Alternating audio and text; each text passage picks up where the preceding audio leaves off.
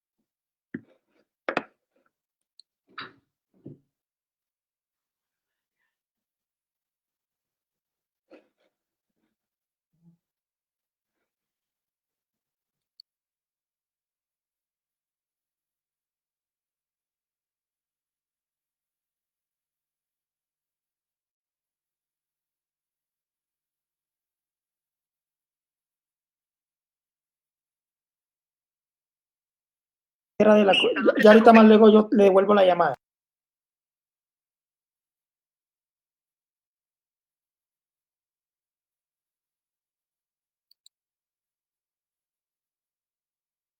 Tiempo a que más personas se conecten.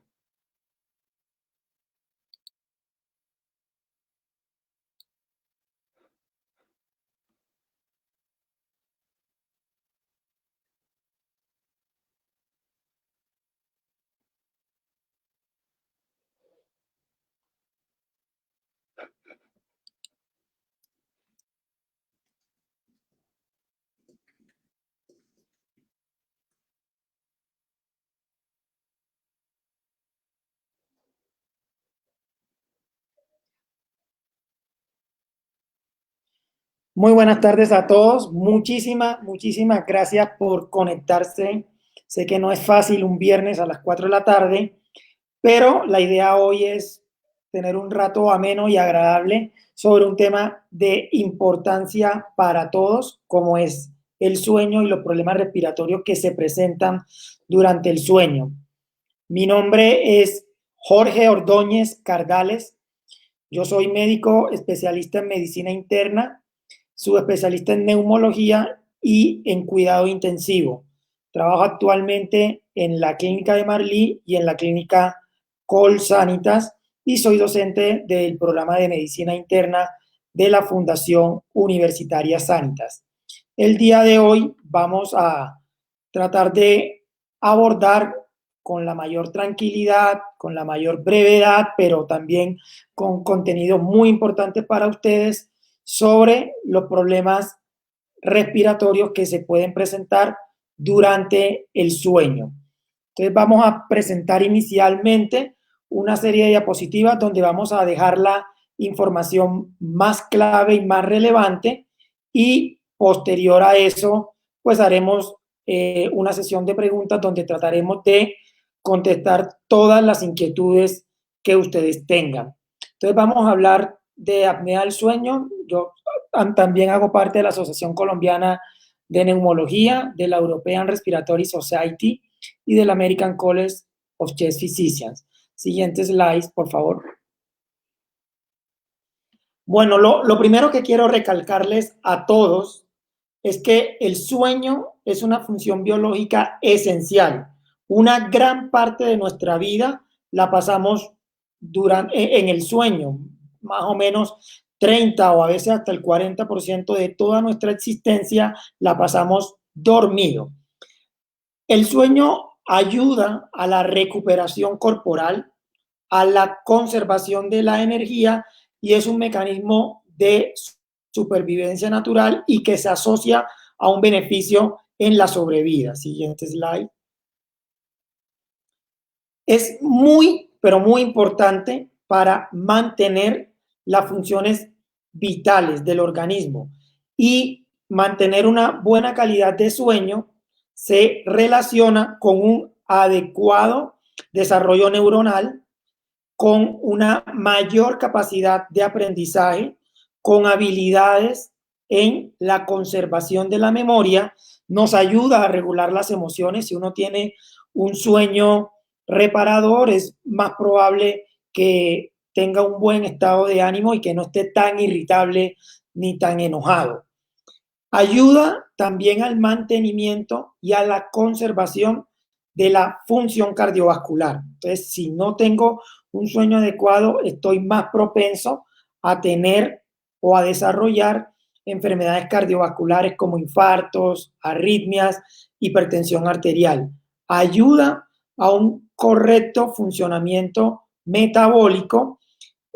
Cuando uno no tiene un sueño adecuado, favorece la obesidad y adicionalmente se altera la absorción de algunos nutrientes y se relaciona incluso con resistencia a la acción de la insulina y un mayor riesgo de tener enfermedades como la diabetes mellitus.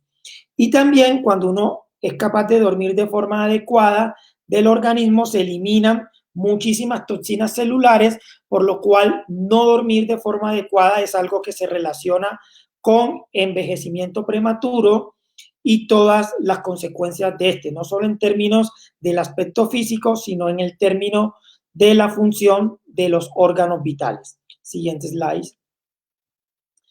Entonces es clave que mantener una buena calidad de sueño va a permitir que tengamos un buen estado de salud y una buena calidad de vida. La siguiente, por favor. Es importante recalcar que las alteraciones en el sueño son comunes. Casi que la parte del sueño lo hemos considerado una actividad única y exclusivamente relacionada con el ocio, como si no fuera una actividad que requiriera todos los cuidados y la orientación médica cuando hay alteraciones en la misma.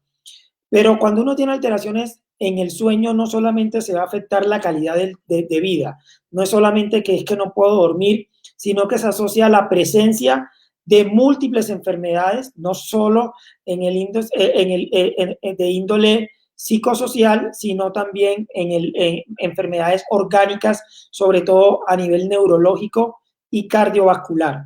Y además las alteraciones del sueño tienen un impacto económico en una primera instancia, porque si yo no duermo de forma adecuada, si yo mantengo con somnolencia diurna, tengo mayor riesgo de tener accidentes automovilísticos, lo cual conlleva un consumo importante de recursos por parte de los servicios de salud y del Estado, porque adicionalmente se relaciona con discapacidad temprana y porque si yo no tengo las suficientes energías en el día porque no he dormido lo suficiente, mi desempeño laboral va a ser inadecuado y esto va a conllevar a que la productividad en los momentos donde yo soy laboralmente activo se disminuye con el impacto económico para múltiples empresas. Y muy relevante es que muchas personas con alteración del sueño permanecen sin diagnóstico y esto no permite que se dé un tratamiento adecuado. La siguiente, por favor. Entonces, lo primero que quiero hablar es cuánto debe durar el sueño normal, que es como una de las inquietudes que frecuentemente uno encuentra en las personas y en los pacientes. Siguiente, por favor. Entonces, nosotros hablamos de una duración corta del sueño y una duración larga del sueño. Una duración corta hablamos cuando la persona duerme menos de 6 horas en un periodo de 24 horas. Esto se asocia con mayores desenlaces negativos en salud, incluyendo el mayor riesgo de muerte prematura.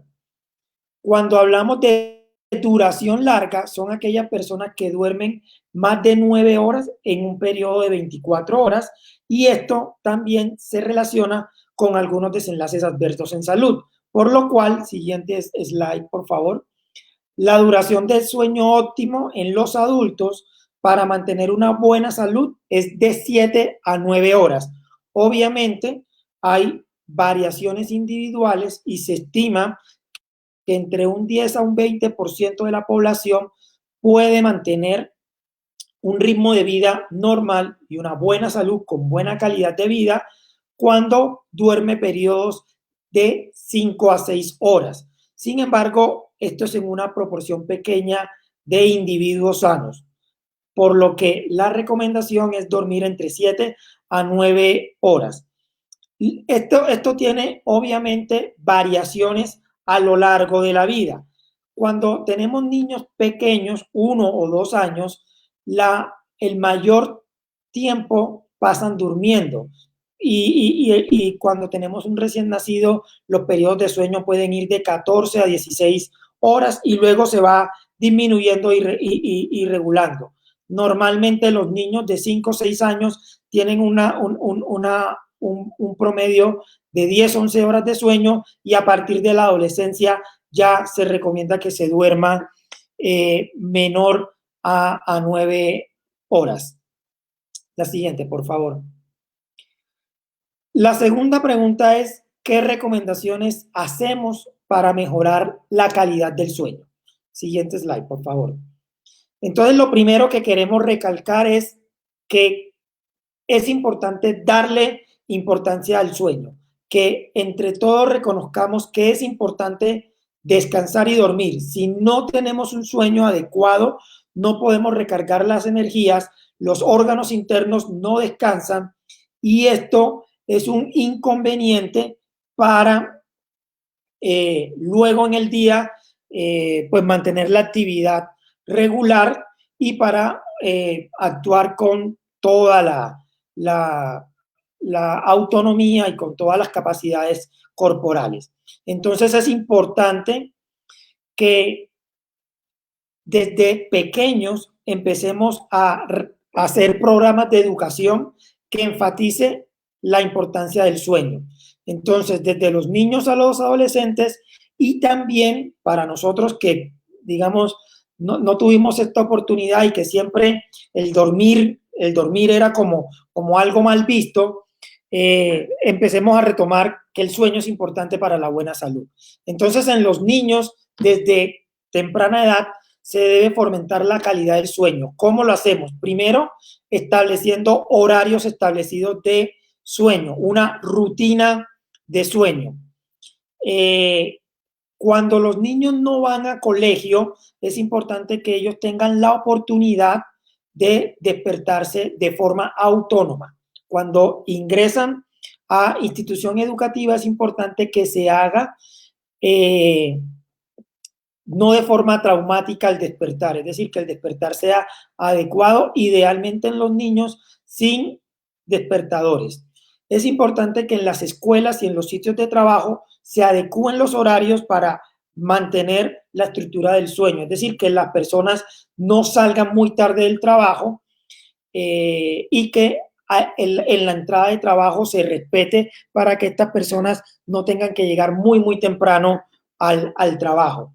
Como casi que muchas empresas trabajan 24 horas y se mantienen turnos, es importante que cuando las personas estén en turnos nocturnos o en turnos vespertinos, donde la salida sea tarde, que se dé suficiente tiempo para que esa persona pueda descansar y despertarse en un horario un poquito más flexible en horas de la mañana. Hay que reconocer cuáles son los síntomas y las consecuencias de la somnolencia, especialmente los conductores. Es decir, que hay que recalcar que si nosotros nos sentimos extremadamente cansados en el día, con mucho sueño en el día, eso puede ser un problema de salud y hay que empezar a afrontarlo y a tratarlo. Hay que reconocer cuando yo potencialmente puedo tener signos y síntomas de apnea del sueño, que ahorita los vamos a ver, y en aquellos pacientes que tienen insomnio, es importante consultar a profesionales de salud antes de tomar medicamentos hipnóticos o sedantes porque esto puede tener efectos contradictorios. Con relación al insomnio, es importante porque hay dos tipos de insomnio. Un insomnio que es de conciliación. Ese insomnio de conciliación significa que a mí me cuesta mucha dificultad quedarme dormido, pero que una vez me quedo dormido, mi sueño se mantiene regular durante toda la noche. Y hay otro insomnio que es insomnio de mantenimiento, que es otro problema que a veces surge, y es que el paciente o la persona se puede quedar dormido muy rápidamente, pero en el transcurso de la noche se despierta y cuando se despierta es nuevamente difícil volverse a dormir. Entonces esto es importante reconocerlo, evaluarlo, porque probablemente dependiendo del insomnio, se debe intervenir primero con terapia conductual y si esto no resuelve el inconveniente, utilizar algunos medicamentos inductores. Siguiente, por favor. Siguiente slide, por favor. Y en este punto yo quiero hacer mucho énfasis en lo que es la higiene de sueño, en lo que tenemos que hacer todas las personas para tratar de mejorar la calidad de sueño y algunos problemas como insomnio, como parasomnias hablamos de cuando las personas hablan dormidas, cuando se levantan, el sonambulismo, tiene que conseguir estos hábitos muy sencillos. Primero, establecer un horario regular para irse a dormir y para despertarse. Ese horario debe tratar de ser el mismo independientemente si estamos en un día laboral o si estamos en un fin de semana. Si tiene la costumbre de tomar siestas, tratar de que éstas no superen los 45 minutos y que no se hagan más tarde de las 3:30 de la tarde. Hay que evitar la ingesta excesiva de alcohol 4 horas antes de acostarse y no fumar.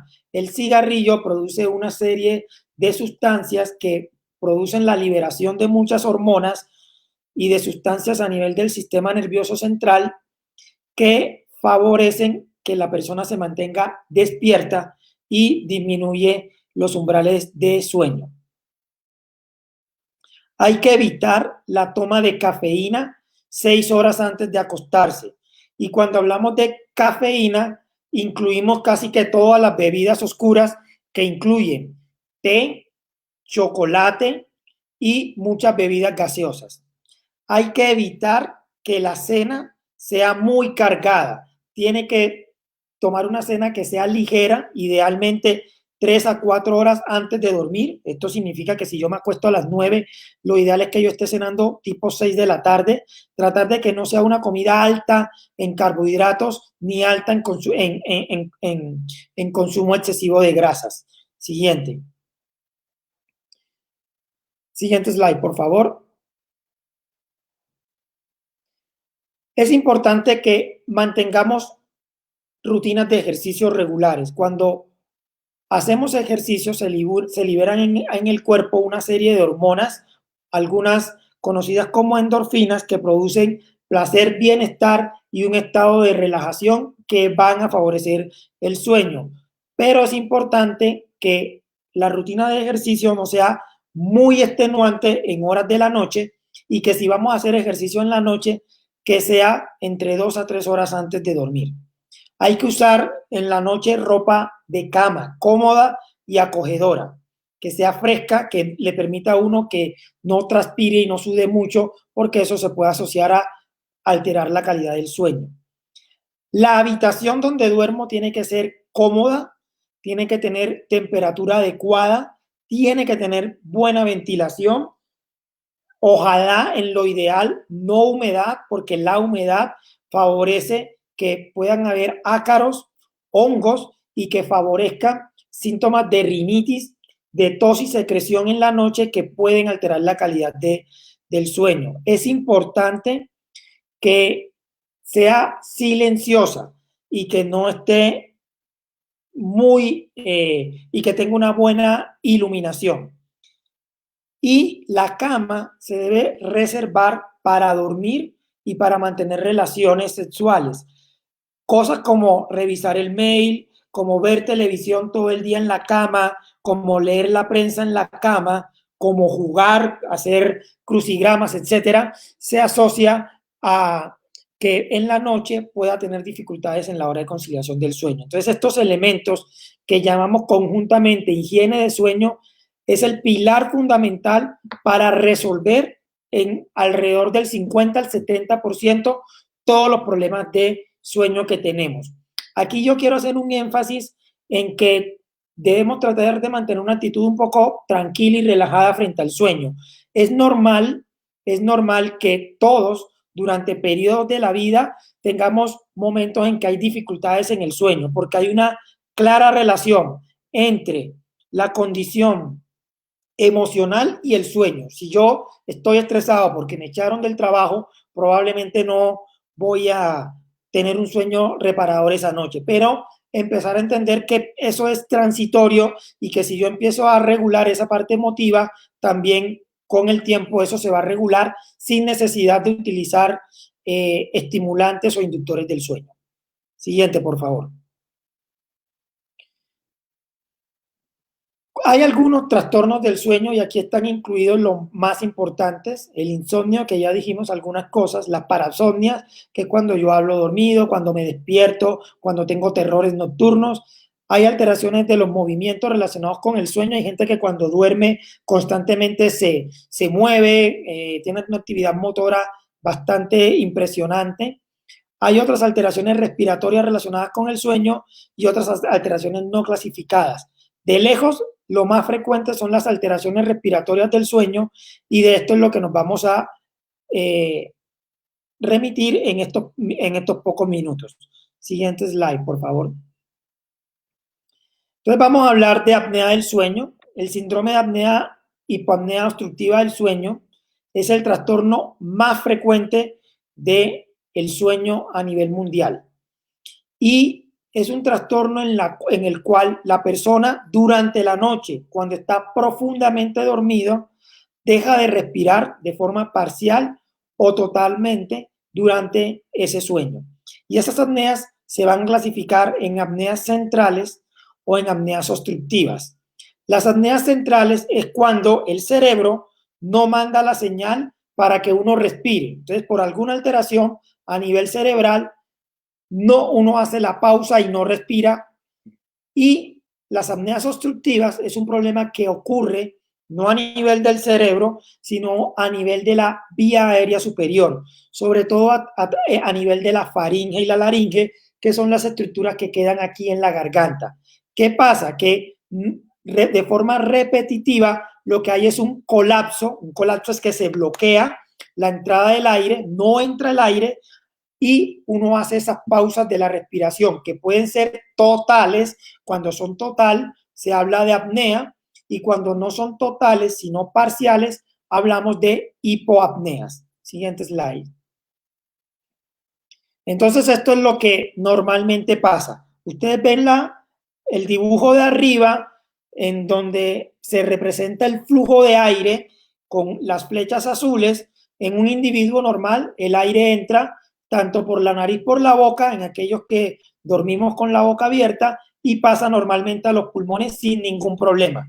En la apnea del sueño, que es la gráfica que ustedes están viendo abajo, lo que ocurre es que se colapsa es que se cierra, y aunque el aire entra por la nariz y la boca, no pasa más allá de la garganta y se produce una parada de la respiración que demora en promedio más de 10 segundos. A eso le llamamos apnea. ¿Cuál es la consecuencia de eso?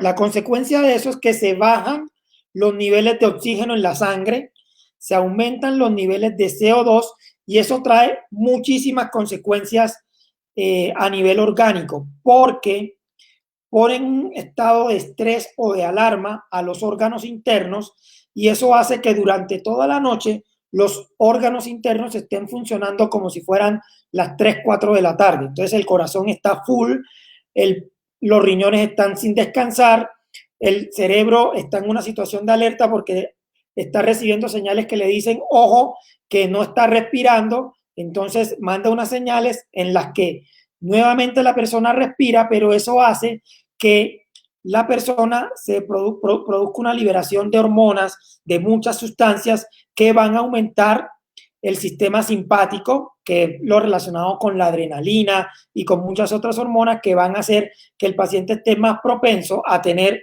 alteraciones en el ritmo cardíaco, elevaciones de la tensión arterial, que durante el día esa persona sienta más sueño del habitual, pero que también sienta sensación de ahogo, que la calidad de su sueño se vea interrumpida porque hay micro despertares. Micro despertares es que el paciente se despierta sin tener una recuperación completa de su estado de conciencia, que se diferencia de los despertares comunes, en donde uno es consciente de que se despertó y que ya se acabó el sueño. Entonces, en esta enfermedad lo que ocurre más frecuente es microdespertares, es decir, que uno va a estar gran parte de la noche medio despierto sin ser consciente de lo mismo. Adelante. Entonces, ¿qué tan frecuente es la apnea del sueño? Siguiente slide. Es una patología altísimamente frecuente. Se habla que entre el 10 al 17% de los hombres van a tener apnea del sueño y a medida que aumenta la edad hay un mayor riesgo de tener esta enfermedad. Entonces, en hombres de 30 a 50 años es del 10% y por encima de los 50 años es cercano al 20%, que es una proporción alta. Significa que 1 de 5 adultos masculinos por encima de 50 años puede tener apnea del sueño. En las mujeres no conocemos muy bien la causa, parece ser que por influjo hormonal es una enfermedad menos frecuente. Como ustedes ven, solo un 3% de mujeres entre los 30 y los 50 años pueden tener esta condición y alrededor del 10% después de los 50 años. En Colombia se han hecho estudios en Bogotá, en Bucaramanga y en Cali y revela una prevalencia global del 17%. Cuando hablamos de prevalencia global es el número de individuos en la población adulta que puede tener la enfermedad. Entonces, más o menos se puede decir que en Colombia, las personas alrededor o mayores de 40 años, 1 de 5 puede tener apnea del sueño. Siguiente. ¿Cuáles son los factores de riesgo para yo tener apnea del sueño? Siguiente. Los factores de riesgo, como ustedes vieron, son la edad. Los pacientes mayores de 50 años tienen más riesgo de tener apnea del sueño. Otro factor de riesgo es el género masculino. Los hombres tenemos más riesgo de tener apnea del sueño. Otro factor de riesgo es ser obeso. El sobrepeso y la obesidad se asocia con un aumento en el riesgo de apnea del sueño. ¿Por qué? Porque al aumentar el diámetro del cuello y el perímetro abdominal, tener más barriga, eso se asocia a debilidad de los músculos que están en la faringe, en la garganta, y que tiendan al colapso. Colapso es cierre y que no haya paso del aire. Los pacientes que fuman tienen mayor riesgo de apnea del sueño por algunas sustancias químicas que están en el cigarrillo. Aquellos pacientes que tienen alteraciones craneofaciales. Cuando tenemos alteraciones craneofaciales, suena fea la palabra, pero engloban un grupo de enfermedades que van desde la nariz, alteraciones anatómicas en los senos paranasales y en la garganta. La gran mayoría son ¿cuáles? La desviación septal, tener los cornetes muy grandes, tener pólipos en la nariz, tener el maxilar inferior mucho más pequeño que el maxilar superior y tener la lengua muy grande. Hay algunas enfermedades asociadas que se relacionan con mayor riesgo de tener apnea del sueño, como son el reflujo gastroesofágico. El reflujo gastroesofágico es una enfermedad en la cual el ácido que está en el estómago, el que degrada los alimentos, de manera indirecta e involuntaria se va a la garganta, irrita e inflama la garganta y eso favorece debilidad de esos tejidos, favoreciendo a la obstrucción. Enfermedades neuromusculares como enfermedad de Parkinson, como enfermedades nerviosas, generan mayor riesgo de apnea del sueño. Algunas otras enfermedades como el hipotiroidismo, la hipertensión arterial y algunas arritmias como la fibrilación auricular están muy relacionadas con la apnea del sueño. Siguiente, por favor. Los síntomas de la apnea del sueño, ¿cómo reconocerlo? Esto es muy importante. Hay unos síntomas que están relacionados en la noche y hay otros síntomas que están relacionados en el día. El síntoma más frecuente es el ronquido. Y aquí hay muchísima confusión porque normalmente después de los 30 años casi que una gran proporción de la población empieza a roncar. Entonces, lo que uno tiene que mirar es cuando el ronquido empieza a ser un acto de consideración. Cuando uno en cualquier momento ronca, sobre todo al inicio del sueño, es decir, que uno está apenas está iniciando el sueño e inmediatamente empieza a roncar. Cuando ese sueño, cuando ese ronquido, uno lo puede percibir, uno mismo como individuo. Cuando es molesto para la pareja y empieza a afectar la calidad del sueño de la pareja. La presencia de apneas observadas. ¿Esto qué significa? A veces uno no es consciente de las apneas porque uno cuando está durmiendo uno no percibe absolutamente nada. Entonces, cuando la pareja se da cuenta que uno manifiesta como dificultad para respirar mientras está dormido, cuando hace pausas y se queda como mucho tiempo inmóvil, es un síntoma de la apnea del sueño. Cuando uno está durmiendo y se despierta, que le falta el aire, angustiado, es un signo de apnea del sueño. Cuando tiene en la noche muchos despertares frecuentes, cuando se despierta con ganas de ir al baño con mucha frecuencia, puede ser un signo de apnea del sueño. Y cuando tiene insomnio, sobre todo tanto de conciliación como de mantenimiento. Y hay muchos síntomas diurnos. Los síntomas diurnos, el más frecuente y el que indica con mayor precisión que yo puedo tener apnea del sueño, es la somnolencia diurna. Que uno pase en el día con mucho sueño es un síntoma de apnea del sueño. Que uno sienta que se despierta en la mañana y al despertarse uno dice estoy muy cansado, es como si no hubiera dormido, es otro síntoma. Mantener todo el tiempo cansancio, fatiga, tener con mucha frecuencia dolor de cabeza, sobre todo en las mañanas, tener un estado emocional muy lábil, es decir, que uno constantemente pase de estar contento a estar irritado, que cualquier cosa genere inquietud, mal genio, groserías, eso puede ser síntomas de apnea del sueño. Que yo tenga alteraciones en la concentración y pérdidas en la memoria. Esta alteración en la memoria es clave porque no es una memoria de largo plazo, no es que a mí se me va a olvidar dónde nací o cómo se llama mi papá o los nombres de algunos compañeros, pero sí alteración en la memoria reciente, que uno vaya a la cocina y diga, bueno, ¿yo qué vine a hacer a la cocina? O que uno vaya a buscar algo y diga, ¿yo qué vine a buscar? O que yo vaya a hacer una tarea y diga, ¿cuál era lo que yo tenía que hacer ahorita? Esas alteraciones de la memoria reciente y de hechos cotidianos del día a día son los que más se relacionan con la apnea del sueño. Y como no hay reparación, hay pérdida de energía porque uno no descansa lo suficiente, hay alteraciones como disminución de la libido o puede asociarse con disfunción eréctil tanto en hombres como en mujeres. Siguiente, por favor. ¿Cuáles son las consecuencias de tener apnea del sueño? Las principales consecuencias obedecen a problemas de índole cardiovascular y cerebral, como tener tensión arterial alta, arritmias, infarto, falla cardíaca, tener problemas cerebrales como trombosis cerebral o derrame cerebral o alteraciones en la memoria. Son las más frecuentes relacionadas con la apnea del sueño. Siguiente, por favor. La enfermedad, ¿cómo la tratamos? Antes de hablar del tratamiento, es importante decir que el diagnóstico se tiene que hacer con un examen del sueño, un examen que se toma durante el sueño, que se llama polisomnografía. En él se documentan si tengo o no tengo apneas y el número de apneas que yo hago por hora. Y esto es importante para definir la enfermedad en leve, moderada o grave. Una enfermedad leve es cuando yo hago entre 5 a 14 apneas por hora.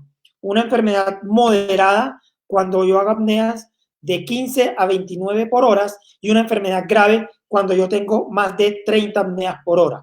Y esto es importante porque es el número y la gravedad de estas apneas lo que va a determinar qué tratamiento yo debo emplear. Entonces, en cuanto a las modificaciones del estilo de vida, hay que tener en cuenta todo lo que hablamos de higiene del sueño. Dormir en una habitación cómoda, usar la cama para dormir y para relaciones, no comidas copiosas, no cigarrillo, no alcohol abundante antes de dormir. Pero adicionalmente aquí es importante mantener los esquemas de sueño, horarios establecidos de sueño y tratar de intentar dormir de lado. Es importantísimo. Dentro de estas modificaciones del estilo de vida es clave la disminución del peso, el bajar de peso puede ayudarnos a disminuir los episodios de apnea. Y hay 3 tipos de tratamiento, que son los dispositivos de avance mandibular, la cirugía y la aplicación de presión con de presión positiva en la vía aérea. Los 2 primeros, los dispositivos de avance mandibular y la cirugía, se usan en pacientes que tienen apneas leves.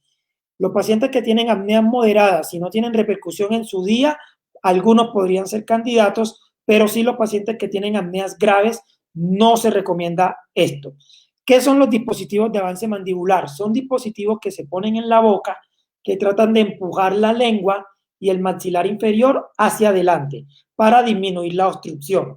En esto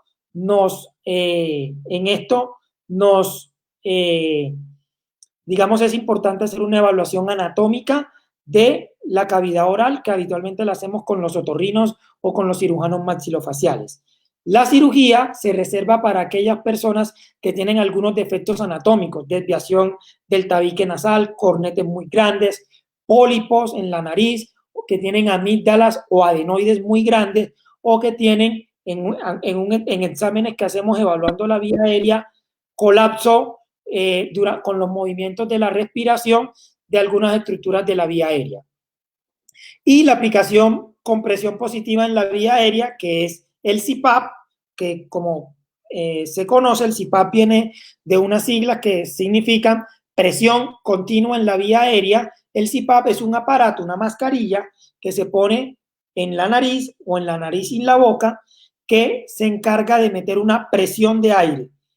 Y esa presión evita el colapso. Voy a tomar como ejemplo, si esto fuera lo que pasa en la apnea del sueño. En la apnea del sueño uno tiene las estructuras de la faringe que se colapsan. Se colapsan es que se cierran y no pasa el aire. El CPAP lo que hace es meter una presión dentro de la vía aérea y esa presión dentro evita que no haya colapso. Es el tratamiento más eficaz en los pacientes que tienen apnea del sueño moderada a grave y es la terapia que más se asocia a disminución del riesgo a futuro de tener todos esos problemas de la salud relacionados con la apnea del sueño que ya les comenté. Y esta era la última diapositiva. Muy agradecido por la atención de todos y ahorita presto a resolver todas sus inquietudes y todas sus dudas. Entonces, saludos al señor José Ubadel Rojas, que nos hace varias preguntas. Voy a tratar de hacer algún resumen de algunas. Habla de que si el estrés es causal para no dormir. Claramente sí. Hay una relación entre emociones, entre actividades estresantes y no tener sueño. Si tenemos situaciones difíciles en la vida, me quedé sin empleo, no tengo dinero, tengo una situación de salud en un familiar grave, tengo un problema en mi relación sentimental, todo eso hace que en el momento en donde yo tengo más calma a nivel cerebral, se empiecen a regular pensamientos para tratar de solucionar esa condición estresante y esos pensamientos se asocian a liberación de unas hormonas y unas sustancias que favorecen que uno no duerma de forma fácil. Entonces, en este punto es importante tratar en la noche de hacer actividades relajantes, leer libros, poner música relajante, tratar de desviar la atención hacia situaciones que no estén relacionadas con el problema y es importante otras acciones como relajación, como meditación y hacer ejercicio respiratorio. Fundamentalmente, tratar de hacer respiraciones profundas, expiraciones muy suaves que duren la expiración el doble de lo que dura la toma del aire. Tratar de hacer pausas al final de la inspiración, es decir, tomar aire fuerte y con el pulmón lleno de aire mantener unas pausas y luego hacer una aspiración muy lenta. También cuando bote el aire totalmente, hacer una pausa en la respiración. Esas son situaciones que conllevan a liberación de sustancias que generan tranquilidad, bienestar y favorecen la conciliación del sueño. Las personas con apnea del sueño, es otra pregunta, ¿tienen más riesgo de sufrir alteraciones pulmonares como el EPOC? La respuesta es sí. La razón obedece a que cuando yo hago las pausas de la respiración, que es la apnea, empiezo a tener algunas alteraciones en el centro respiratorio, en el centro que regula la respiración, y tengo algunas alteraciones con la saturación de oxígeno en la sangre y la acumulación de dióxido de carbono. Y eso lleva a que se empiecen a alterar algunos mecanismos que conllevan a ser más frecuentes enfermedades, no solo como el EPOC, sino enfermedades como, las enfermedades intersticiales o la fibrosis pulmonar. Me hacen algunas preguntas sobre relación de la duración de la respiración. Es importante tener en cuenta que lo normal en la gran mayoría de los sujetos es de 7 a 9 horas. Sin embargo, el sueño tiene algunas funciones de reparación, de mantener la energía y de recuperar todo lo que gastamos en el día. Y eso varía dependiendo de las personas, porque el sueño es algo que, digamos, de forma cultural se maneja, y ese hábito del sueño puede hacer que uno pueda dormir menos de 7 horas manteniendo un ritmo de vida normal y una buena calidad. Pero recalcar que menos de 5 horas no es fisiológico para nadie.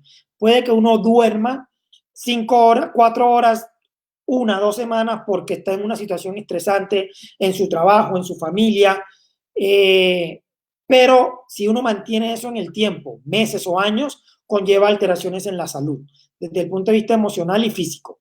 Lo segundo es que normalmente uno puede tener alteraciones transitorias en los horarios del sueño, pero lo normal es que después de que esas situaciones que nos llevan a dormir menos o más se regulan, normalmente el sueño tiende a regularse. Pero lo habitual es dormir entre 7 a 9 horas en los adultos. Estoy acá mirando algunas otras preguntas.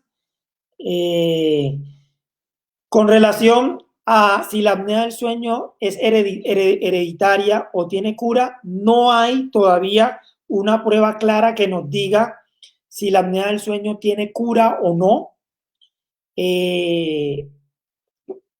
Perdón, si es hereditaria o no, pero sí es muy importante que los familiares con apnea del sueño, los familiares de pacientes con apnea del sueño, favorece a que yo también tenga apnea del sueño. La respuesta es sí.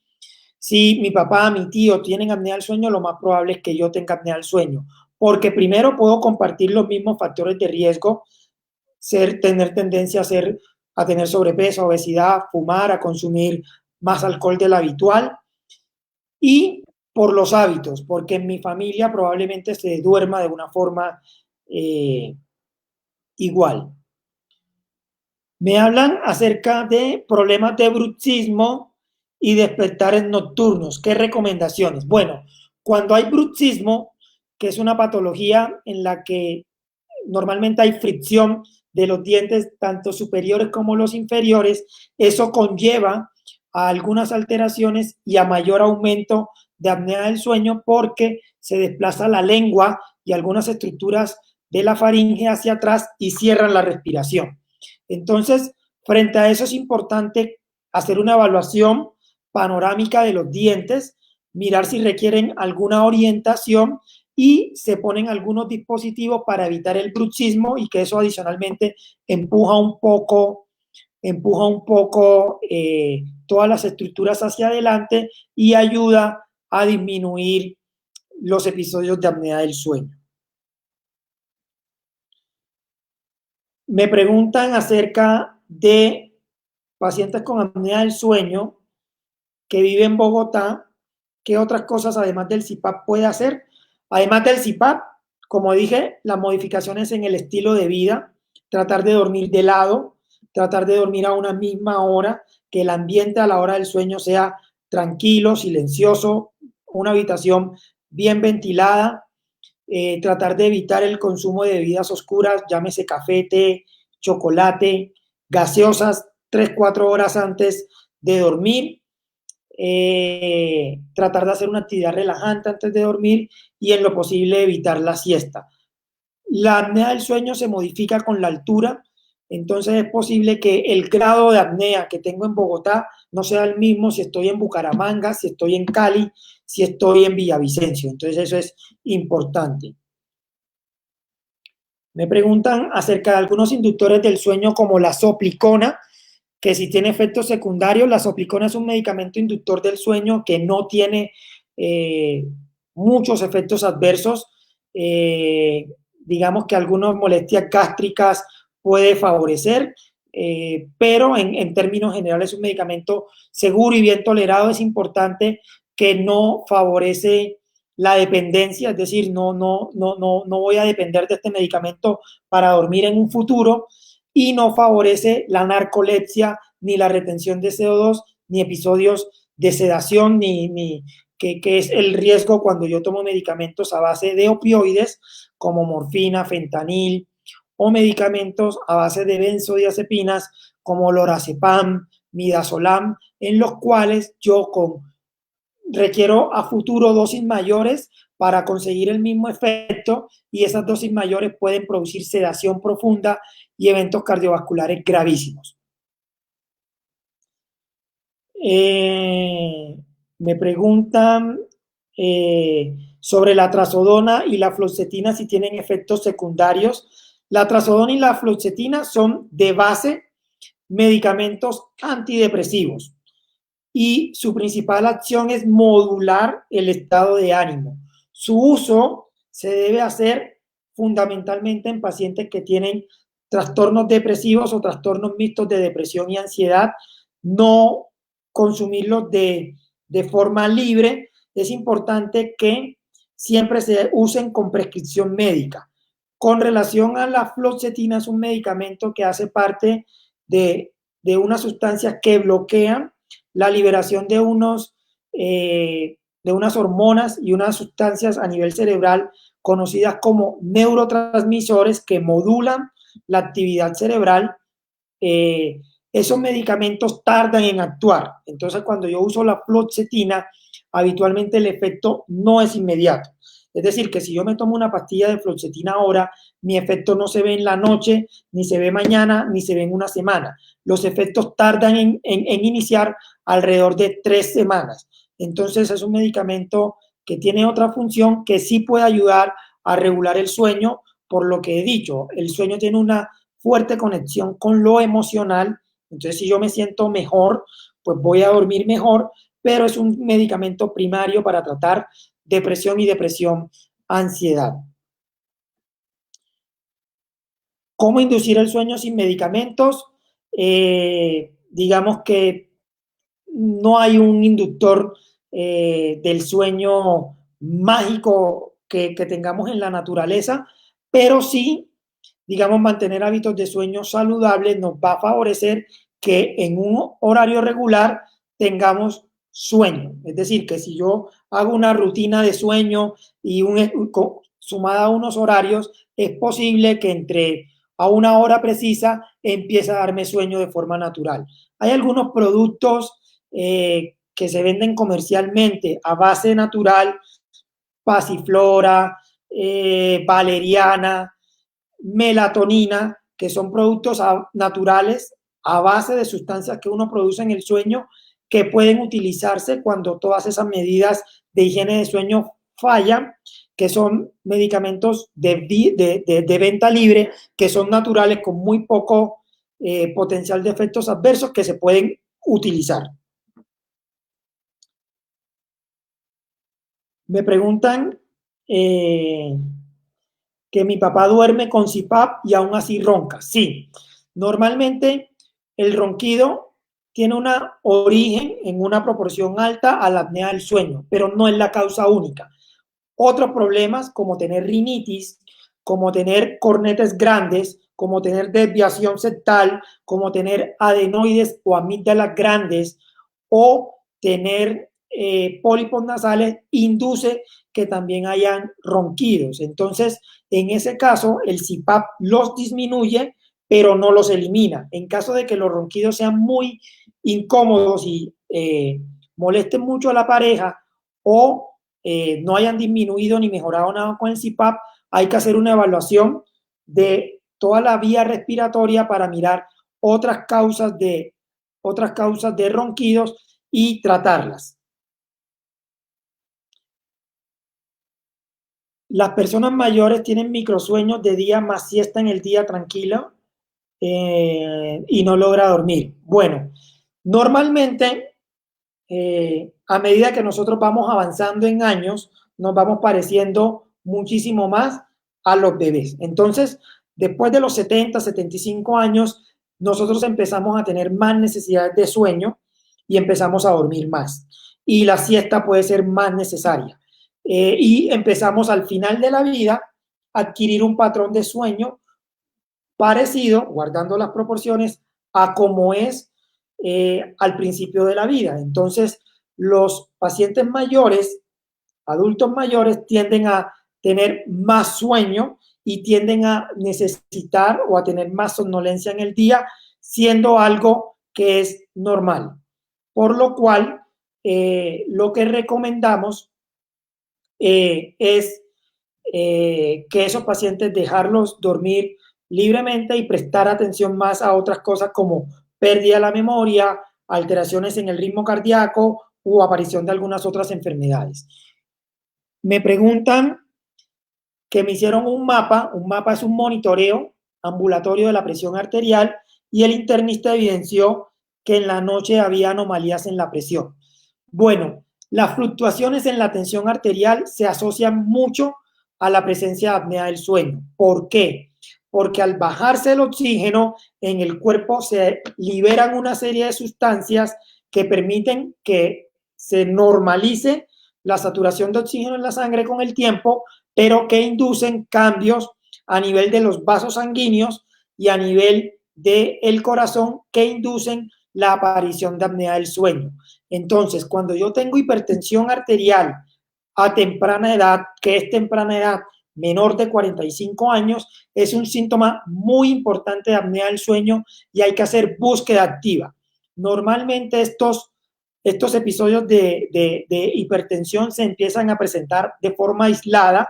De forma aislada es que no todo el tiempo yo tengo tensión arterial alta, sino que por momentos y empiezan a ser más frecuentes en la noche y durante algunos momentos en el día donde yo tengo picos de la presión arterial sistólica. La presión arterial se mide con dos valores, uno alto, que llamamos sistólico, y otro bajo, que es el diastólico. El sistólico, es decir, el que está alto, tiende a estar mucho más alto, estando el de abajo, el valor bajo, normal.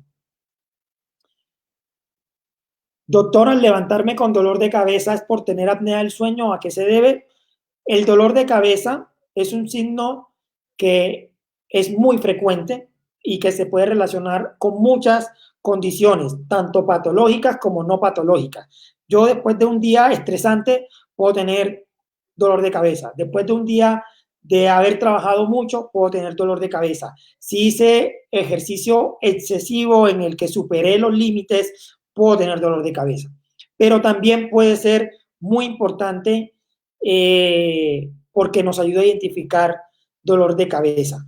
Aquí nosotros hacemos siempre clave en el dolor de cabeza reconocer algunos signos de alarma. Cuando yo tengo un dolor de cabeza con una intensidad importante, que es, la puedo escribir como el peor dolor de cabeza de mi vida, cuando con el dolor de cabeza tengo pérdida de la fuerza muscular o tengo alteración de la sensibilidad en cualquier parte del cuerpo, cuando tengo pérdida súbita de la visión o cuando tengo desviación del labio hacia uno u otro lado, es un signo inequívoco que tengo que ir a urgencias. Entonces hago hincapié en esos aspectos del dolor de cabeza porque esas características hacen que yo tenga que consultar inmediatamente, sin demora, a una institución de salud. Cuando no tengo eso, sino que tengo un dolor de cabeza de intensidad no fuerte, que no produce esas alteraciones neurológicas, yo tengo que mirar el patrón, ¿verdad? Si hay algún desencadenante o si no lo hay, y cómo se presenta en el día. y si resuelve o no a los analgésicos convencionales. Si no resuelve a los analgésicos convencionales, yo tengo que, en primera instancia, descartar problemas cerebrales, que no esté teniendo isquemia, que no tenga una masa, que no tenga otra cosa. Y si eso es descartado, ahí es donde entra la apnea del sueño. ¿Por qué hacemos esa secuencia? Porque nos angustia que los pacientes en casa se queden tranquilos diciendo, es que como yo ronco y tengo dolor de cabeza, entonces el dolor de cabeza es por apnea del sueño y puede haber un problema de salud más grave. Entonces, por eso hacemos esa secuencia. Me preguntan sobre cuál es la almohada indicada. Esto es una pregunta que no tenemos una respuesta. El sueño es algo bastante privado, bastante personal. Yo siempre le pongo el ejemplo a los pacientes que a uno no le molesta que la pareja entre al baño, que lo vea haciendo deposiciones, que le incomode cuando está comiendo o cuando se está bañando, pero cuando uno está durmiendo es privado. O sea, si la pareja uno lo despierta, lo molesta, eso genera incomodidad. El sueño es privado y uno lo vive. A veces uno es incapaz de dormir cuando la cobija, cuando le cambian la cobija, cuando le cambian la almohada, cuando el colchón es blando. Entonces esto depende más de un hábito. Entonces hay personas que duermen muy bien con una almohada muy dura, hay otros que con una almohada intermedia o hay otras con una blanda. ¿Qué recomendamos? Que la cabeza tenga una posición de reposo. En una posición de reposo es que no esté muy flexionada y que no esté muy extendida, que tenga una posición neutra en donde pueda darse el paso normal del aire. Entonces, digamos que no hay una almohada indicada. Hay algunas almohadas ortopédicas en las que tienen una curvatura o a lo horizontal o a lo vertical en, en el centro. Esas son muy buenas para las personas que tienen cervicalgias o que tienen problemas de la columna. Ayuda a relajar la parte muscular y con eso para favorecer una mejor calidad del sueño.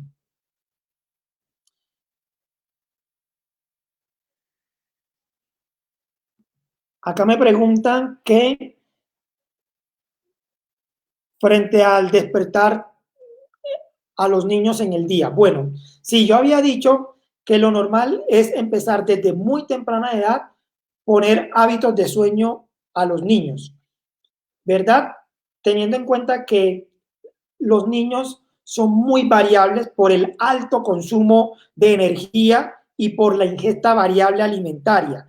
Entonces, digamos que ellos van a tener fluctuaciones en su sueño que son normales para su edad. Un día van a dormir poco, otro día van a dormir mucho, y esa duración del sueño depende de qué tanto ellos necesitan descansar para reponer energías. Entonces, si ellos han estado con variaciones de altura, si ellos han estado jugando mucho, es posible que ese día ellos duerman mucho más. La recomendación es que si no van al colegio, ellos se les deje dormir libremente. Habitualmente ellos mismos se van a despertar. No es frecuente que un niño se despierte al mediodía o en la madrugada. Eso es algo que pasa cuando somos adolescentes o cuando estamos en edad adulta y amanecemos en la noche en una discoteca tomando trago. Pero en los niños, digamos que no hay ningún problema y hay que dejarlos que ellos solo se despierten. Normalmente las necesidades de comida, de energía o algunas otras condiciones hacen que ellos en un periodo 9, 10 de la mañana estén despiertos. Entonces no preocuparse con eso. Bueno, me preguntan sobre las pastillas o gotas para dormir que si crean adicción. Algunas sí, otras no. Es importante que las pastillas o medicamentos para dormir siempre estén bajo prescripción médica. Hay, como ya comenté, hay algunos medicamentos naturales, pasiflora, valeriana, melatonina, que sí se pueden tomar a venta libre y que no tienen efectos secundarios y que no generan dependencia. Esto se usa solo sí y solo sí cuando yo he hecho todas las medidas de cambio en estilo de vida, de comportamiento, y aún así presento alteración en la calidad de el sueño. Me preguntan acerca de que una persona que toma medicamentos y que en la noche se despierta y que no logra conciliar el sueño. Eso es algo muy, muy frecuente. En ese momento lo primero que tenemos que hacer es mirar las condiciones de la habitación, porque muchas veces cuando hay mucho frío, mucha humedad, eso genera que uno se pueda despertar con facilidad. Algunas otras enfermedades, como por ejemplo las personas con problemas de la próstata, requieren despertarse mucho en la noche para ir a orinar. Es importante que cuando se despierten en ese momento traten de mantener una actitud tranquila y relajada, no prendan el televisor, no miren la hora, no miren pantallas, tratar de mantenerse en la cama y hacer alguna actividad relajante o meditante. Cuando hablo de actividad relajante es con la respiración o una actividad de meditación, les ayuda a conciliar el sueño. Por ahora no vemos más preguntas. Les agradezco inmensamente tomarse un tiempo para escucharnos. Esperamos que la información brindada haya sido de muchísima utilidad para todos. El mensaje clave es que empecemos no a mirar el sueño como algo despectivo, como algo de vagos, como una actividad relacionada con ocio, sino como una parte esencial de nuestra vida, importante para mantener el equilibrio en todas las esferas de nuestro ser y para mantener un buen estado de salud y una buena calidad de vida. Una feliz tarde, un saludo a todos y encantado de y quedo atento a cualquier solicitud o cualquier inquietud que ustedes tengan para nosotros. Un abrazo y feliz tarde.